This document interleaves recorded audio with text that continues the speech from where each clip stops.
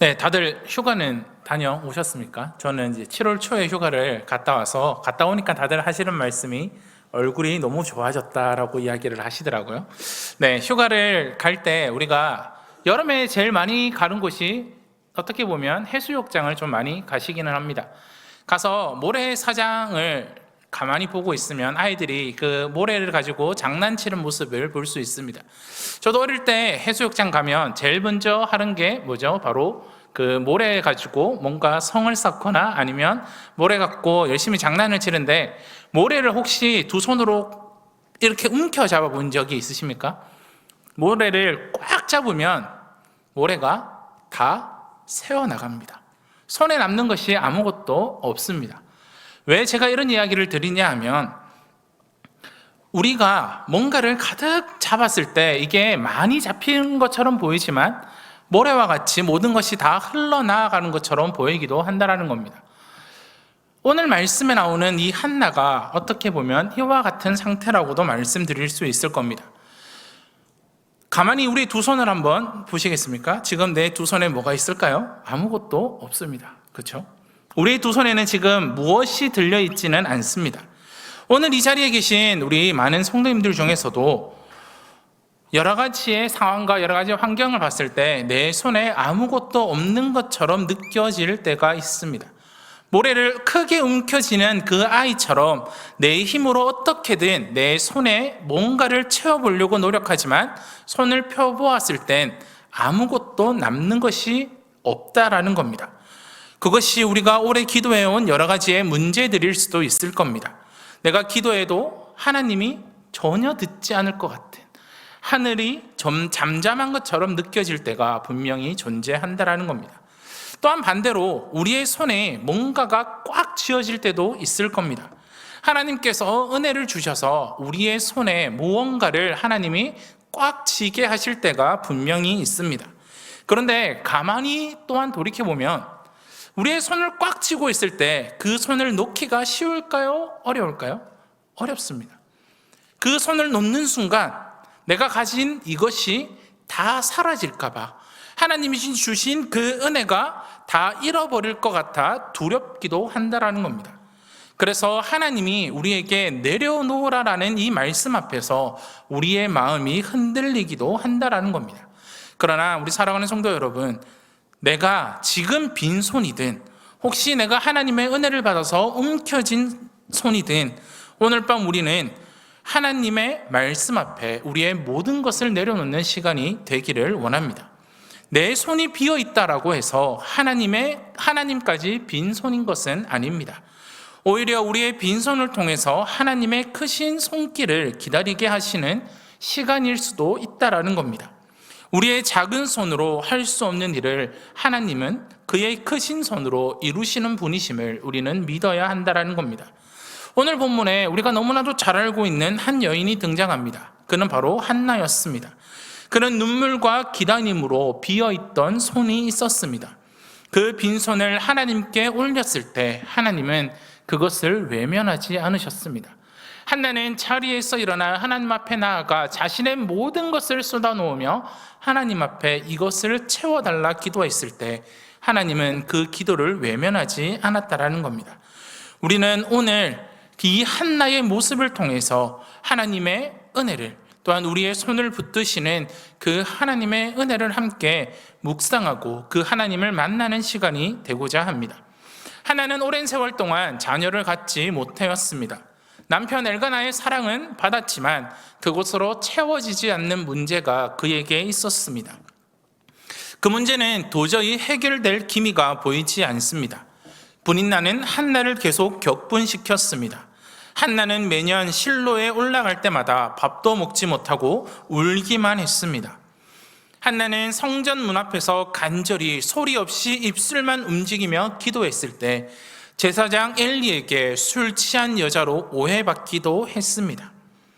한나의 손은 한 번도 채워진 적이 없었습니다. 그녀는 그런 빈손으로 하나님 앞에 내밀며 눈물로 기도하고 자신의 모든 것을 쏟아 놓았습니다. 그런데 한나의 모습이 이렇게 캄캄했던 것입니다. 그런데 우리가 이 상황을 돌이켜 봤을 때 한나의 모습만이 캄캄했던 것이 아닙니다. 사사기 21장 25절 마지막에 이렇게 끝납니다. 그때에 이스라엘에 왕이 없으므로 사람이 각기 자기의 소견에 옳은 대로 행하였더라. 나라 전체가 방향을 잃었습니다. 하나님을 향한 그 예배가 무너졌습니다. 다음 세대를 이끌어갈 지도자가 보이지 않았던 영적인 불임 시대였습니다. 한나의 태가 닫힌 것은 우연이 아닙니다. 하나님은 이스라엘 전체의 영적인 불임이라는 크나큰 절망을 한나라는 한 여인을 통해서 정교하게 시대의 상황과 그 여인의 상황을 겹쳐 놓으신 겁니다. 그런데 19절에서 이렇게 말씀합니다. 그들이 아침에 일찍이 일어나 여호와 앞에 경배하고 돌아가 라마의 자기의 집에 이르니라. 엘가나가 그의 아내 한나와 동침하며 여호와께서 그를 생각하신지라라고 말씀하고 있습니다. 이 장면을 봤을 때 뭔가 특별한 것은 보이지 않습니다. 한 부부의 평범한 일상이 기록된 것처럼 보입니다. 그런데 여기서 한 가지 중요한 사실이 있습니다.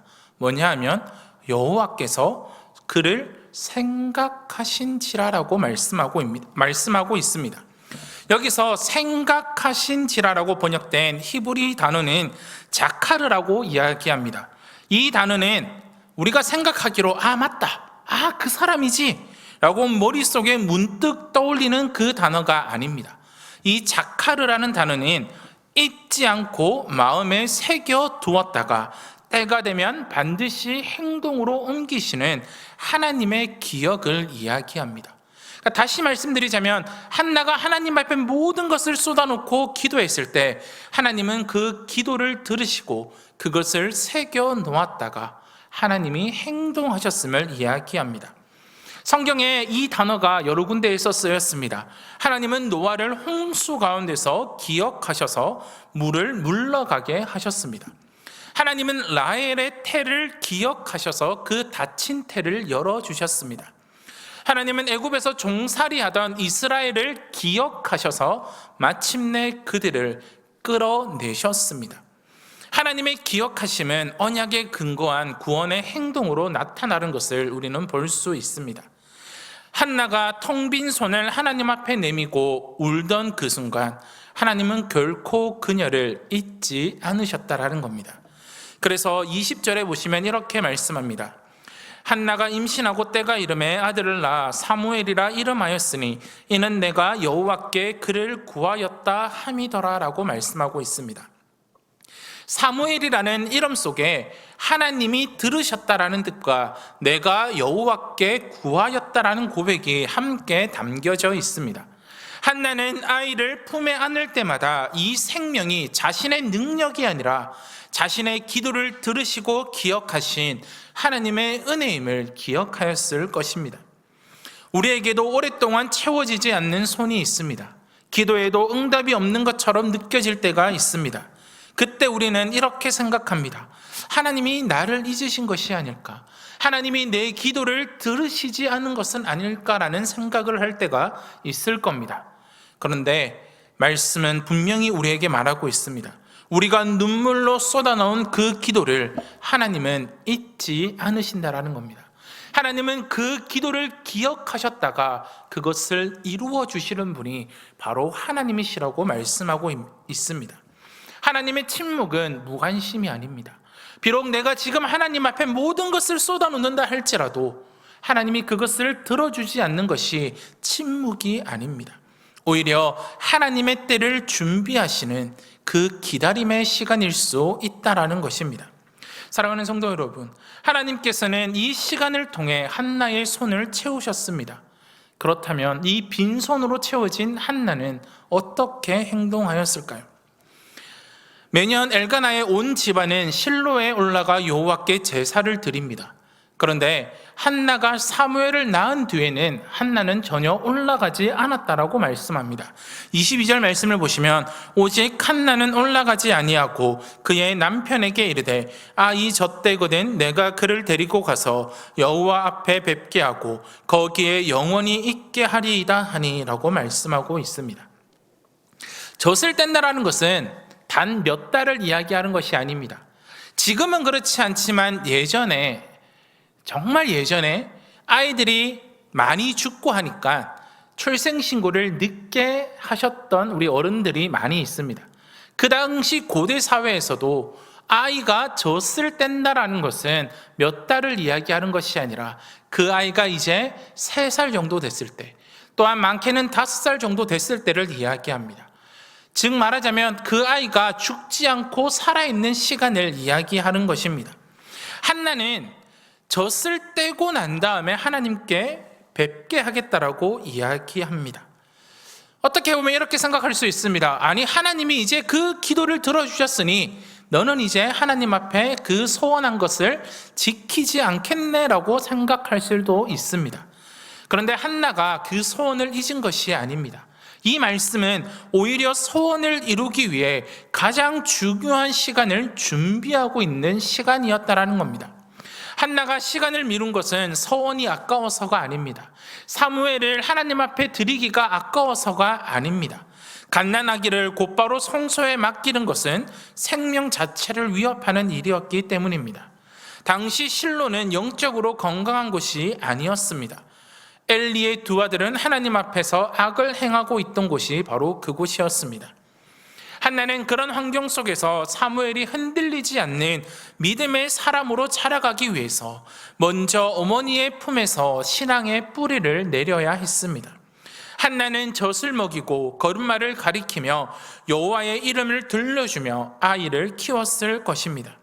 평범해 보이던 그 시간은 사실 사무엘의 일생을 세우는 기초 공사와도 같은 시간이었을 겁니다. 이때 남편 엘가나는 이렇게 말합니다. 23절 말씀을 보시면 그의 남편 엘가나가 그에게 이르되 그대의 소견에 좋은 대로 하여 그를 젖되기까지 기다리라. 오직 여호와께서 그의 말씀대로 이루시기를 원하노라 하니라. 이에 그 여자가 그의 아들을 양육하며 그가 젖되기까지 기다리다라고 말씀하고 있습니다. 여기서 흥미로운 것이 하나 있습니다. 바로 소견이라는 단어입니다. 아까 사사기 21장 25절 마지막에 뭐라고 제가 말씀드렸습니까? 그때에 이스라엘에 왕이 없으므로 사람이 각기 자기의 소견에 옳은 대로 행하였다라고 이야기합니다. 그들이 자기의 소견대로 행하였다가 죄에 빠졌다고 탄식하며 끝납니다. 그런데 그와 같은 표현이 사무엘상에서는 그 믿음의 가정에서 엘가나의 입에서는 전혀 다른 빛깔로 되살아납니다. 하나님의 말씀이 이루어지기를 구하는 아내의 소견을 남편은 전적으로 존중하고 지지하고 있는 것을 볼 수 있다는 겁니다. 사랑하는 성도 여러분, 우리에게도 하나님이 채워주신 손이 있습니다. 내 자녀일 수도 있고 내 건강일 수도 있고 지금의 자리일 수도 있습니다. 그런데 그 채워진 손으로 우리는 무엇을 하고 계십니까? 자녀에게 좋은 것을 먹이고 입히고 공부시키는 데는 힘을 쓰지만 정작 그 아이의 영혼을 하나님께 연결하는 가장 중요한 시기를 놓치고 있지는 않으신가요? 한나가 그 사무엘을 데리고 키우면서 신앙을 양육하고 그의 기초를 만들었듯이 우리도 그렇게 살아가야 됩니다. 하나님께서는 우리들에게 이렇게 말씀하십니다. 신명기 6장 6절에서 7절입니다. 오늘 내가 내게 명하는 이 말씀을 너는 마음에 새기고 내 자녀에게 부지런히 가르치며 집에 앉아 있을 때에든지 길을 갈 때에든지 누워 있을 때에든지 일어날 때에든지 이 말씀을 강론할 것이며 기저귀를 갈고 밥을 짓고 출근을 준비하고 아이와 대화하는 그 반복되는 일상이 하나님이 맡기신 영혼을 세워가는 거룩한 시간임을 잊지 마시기를 바랍니다. 한나는 채워진 손을 붙들고 조용히 그 시간을 살아왔습니다. 한나는 자신의 아이를 하나님 앞에 양육하고 하나님 앞에 드리기를 위하여 조용히 그것을 준비하며 살아왔던 것입니다. 마침내 젖을 뗀 사무엘을 데리고 한나는 실로로 올라갑니다. 24절 말씀을 보시면 젖을 뗀 후에 그를 데리고 올라갈새 수소 3마리와 밀가루 1에바와 포도주 1가죽부대를 가지고 실로 여호와의 집에 나아갔는데 아이가 어리더라. 그 시절 수소 한 마리는 온 마을이 함께 나눌 만큼 귀한 것이었습니다. 그런데 한나는 수소 3마리와 넉넉한 곡식과 포도주를 짊어지고 올라갑니다. 이는 그녀의 감사가 얼마나 크고 그녀의 헌신이 얼마나 큰지를 우리에게 보여주고 있습니다. 성소에 이른 한나는 제사장 엘리에게 나아가 이렇게 고백합니다. 27절과 28절의 말씀입니다. 아이를 위하여 내가 기도하였더니 내가 구하여 기도한 바를 여호와께서 내게 허락하신지라. 그러므로 나도 그를 여호와께 드리되 그의 평생에 여호와께 드리니이다 하고 그가 거기서 여호와께 경배하니라. 이 짧은 고백 속에 우리는 놀라운 것을 발견할 수 있습니다. 구한 바에 구하다, 드리되에 드리다가 히브리어 원문으로 봤을 땐 동일한 단어를 쓰고 있는 것입니다. 한나는 지금 이렇게 말하고 있는 겁니다. 내가 여호와께 구하였더니 하나님이 허락하셨고 그러므로 나도 이 아이를 여호와께 구별하여 드립니다라고 고백하고 있는 겁니다. 그러니까 즉 이렇게 말씀드릴 수 있습니다. 구하여 받은 것을 다시 구별하여 돌려드립니다라고 고백하고 있는 겁니다. 같은 단어가 손을 펴서 받는 동작과 손을 펴서 내어드리는 동작을 동시에 담고 있습니다. 성도 여러분, 바로 여기에 오늘 본문이 우리에게 전하는 가장 깊은 진리가 담겨져 있습니다. 빈손으로 시작한 인생, 하나님이 기억하셔서 채워주신 인생, 그리고 마침내 그 채워진 손을 하나님께 다시 펼쳐드리는 인생, 그 손의 이야기가 여기서 완성되어진다는 것입니다. 하나님이 채워주신 빈손은 다시 그분께 펼쳐드릴 때 비로소 참되게 채워짐을 잊지 마시기를 바랍니다. 우리는 무언가를 움켜쥐고 있어야지만 안전하다라고 생각합니다. 그러나 성경은 반대로 우리에게 말합니다. 움켜진 손은 결국 두려움을 낳게 됩니다. 내가 이것을 잃어버릴까 두려워하게 됩니다. 빼앗길까봐 두려워 떨게 됩니다. 그러나 하나님을 향해 펼쳐진 손은 우리에게 자유를 누리게 합니다. 한나는 아들의 손을 놓았지만 그 순간 그는 세상 그 어떤 어머니보다 더 충만한 사람이 되었습니다. 왜냐하면 그녀는 이 아이가 애초에 자기의 소유가 아니라 하나님께 속한 존재임을 자기의 손으로 직접 확인하고 고백했기 때문입니다. 이 장면은 우리를 더 훨씬 큰 이야기로 이끌어갑니다. 아브라함이 백세에 얻어 독자 이삭을 모리아 산 제단에 올려놓았던 장면이 떠오릅니다. 그리고 그보다 더 큰 사랑이 갈보리 언덕 위에 나타나게 됩니다. 하나님 아버지께서 독생자 예수 그리스도를 우리를 위하여 놓아 주셨습니다. 사도 바울은 이것을 이렇게 말씀하고 있습니다. 로마서 8장 32절입니다. 자기 아들을 아끼지 아니하시고 우리 모든 사람을 위하여 내주시니가 어찌 그 아들과 함께 모든 것을 우리에게로 은사로 주지 아니하시겠느냐. 한나의 펼쳐진 손은 결국 하나님의 펼쳐진 손을 가리키는 작은 예표에 불과합니다. 하나님께서 먼저 손을 펴셨습니다. 하나님께서 먼저 아들을 내어주셨습니다. 그러므로 우리의 헌신은 하나님께 무엇을 더해드리는 공로가 아닙니다. 이미 우리를 위하여 독생자를 내어주신 하나님의 사랑에 대한 믿음의 응답이라는 것입니다. 빈손을 채우신 하나님은 마침내 우리의 손을 펼쳐 하나님께 드릴 수 있는 사람으로 만들어 가십니다. 아들을 내어주신 하나님의 압도적인 헌신에 대해 우리는 아주 작은 응답을 보여드릴 뿐입니다. 사랑하는 성도 여러분, 다시금 우리의 손을 한번 보시기를 바랍니다. 여전히 비어있는 손이 있으십니까? 오랫동안 기도했지만 응답이 보이지 않는 손이 있으십니까? 한나를 기억하셨던 하나님은 오늘도 우리를 잊지 않으십니다. 하나님의 침묵은 무관심이 아니라 하나님의 때를 준비하는 기다림의 시간입니다. 그러므로 오늘 밤 다시 그 빈손을 하나님께 펴드리십시오. 그 눈물의 기도를 멈추지 마십시오. 하나님께서는 우리의 기도를 잊지 않으시고 펼쳐진 그 빈손에 하나님의 은혜로 채워주실 것입니다. 혹시 반대로 이미 채워진 손이 있으십니까? 자녀를 주셨고 건강을 주셨고 가정을 주셨고 지금 삶의 자리를 주셨습니까? 그렇다면 이제 우리에게 남은 질문은 하나입니다. 그 손을 움켜쥐고 사시겠습니까? 아니면 그 손을 하나님 앞에 다시 펴 드리시겠습니까? 시편 기자는 이렇게 고백합니다. 시편 127편 3절입니다. 보라, 자식들은 여호와의 기업이요 태의 열매는 그의 상급이로다. 우리의 자녀는 우리의 소유가 아니라 하나님께서 우리에게 맡기신 생명입니다. 우리의 물질과 시간도 은사도 하나님께서 잠시 맡기신 선물입니다. 하나님은 그것을 통해 하나님의 나라를 섬기게 하신다라는 겁니다. 한나는 사무엘을 하나님께 드렸습니다. 그리고 하나님은 그녀를 잊지 않으셨습니다. 사무엘상 2장 21절을 보시면 하나님께서 한나에게 세 아들과 두 딸을 더 주셨다라고 말씀하고 있습니다.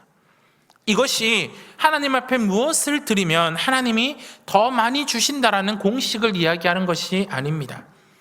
이것은 무엇을 이야기합니까? 하나님 앞에 펼쳐드린 그 두 손은 결코 헛되지 않는다라는 은혜의 증거를 우리에게 보여주고 있다라는 것입니다. 사랑하는 성도 여러분, 하나님은 우리의 손을 더 깊은 평안과 더 큰 신뢰로 채우시는 분입니다. 오늘 이 자리에서 우리의 두 손을 하나님 앞에 펴드리시기를 원합니다. 비록 지금 내가 빈손이라면 하나님 앞에 신뢰함으로, 채워진 손이라면 감사함으로, 움켜진 손이라면 다시 하나님 앞에 펴드릴 수 있는 그 헌신으로 나아가시기를 바랍니다. 왜 그래야 될까요? 하나님께서 먼저 손을 펴셨기 때문입니다. 하나님께서 먼저 독생자 예수 그리스도를 우리를 위하여 내어주셨기 때문입니다. 그러므로 우리가 손을 펴는 것은 손해가 아니라 우리의 믿음입니다. 우리의 손을 드리는 것은 공로가 아니라 은혜에 대한 응답임을 잊지 마시기를 바랍니다. 하나님이 채워주신 손은 다시 그분께 펼쳐드릴 때 비로소 가장 아름답고 더 풍성하게 채워짐을 잊지 마시기를 바랍니다. 우리의 손으로 하나님 앞에 펴드리시는 저와 우리 성도님들이 되시기를 바랍니다. 내가 받은 그 은혜 움켜쥐려고 노력하지 마시기를 바랍니다. 내가 받은 그 은혜 나만 누리고자 발버둥 치지 않으시기를 바랍니다.